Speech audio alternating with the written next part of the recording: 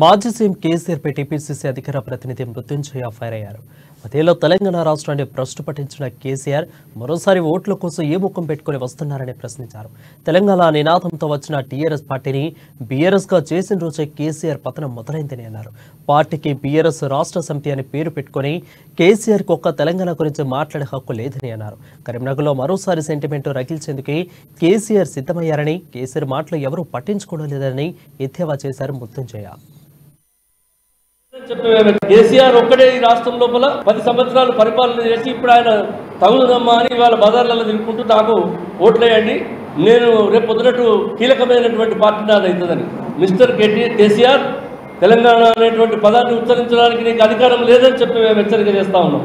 తెలంగాణ అనే పదము ఆనాడు తెలంగాణ వాదులు ఎవరైనా సరే గొంగడి పురుగును కూడా ముద్దించుకుంటా అన్నటువంటి కేసీఆర్, నువ్వు ఇవాళ తెలంగాణ అనేటువంటి పదాన్ని కూడా దాంట్లోపల నుంచి నీ పార్టీ నుంచి తొలగించుకుని పొందబెట్టినావు. దాన్ని తెలంగాణను నువ్వు అనేటువంటి భాష లోపల 10 కిలోమీటర్ల లోపల తెలంగాణ అనేటువంటి వార్డును పొందబెట్టి దాన్ని భారతీయ రాష్ట్ర సమితి అని పెట్టుకున్నావు.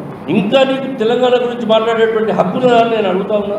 10 ఇవాళ ఏం చెప్తున్నారు, మేము అది చేస్తాం, మేము ఇది చేస్తాం. ఆయన రోడ్ల మీదకి పోయి చెప్తా ఉన్నాడు. ఆయనకు ఇప్పుడు ఒక కత్తి లేదు, నెత్తి లేదు, గీసేందుకు నెత్తి లేదు, గీయించుకునే కత్తి లేదు, రెండు లేని మనిషిగా ఇప్పుడు ఇవాళ బజార్లలో పట్టి తిరుగుతున్నాడు. పొట్టుకట్టు వేయండో, ఇంకా అల్లుడెట్టు వేయండో, బిడ్డ జైల్లో ఉన్నది.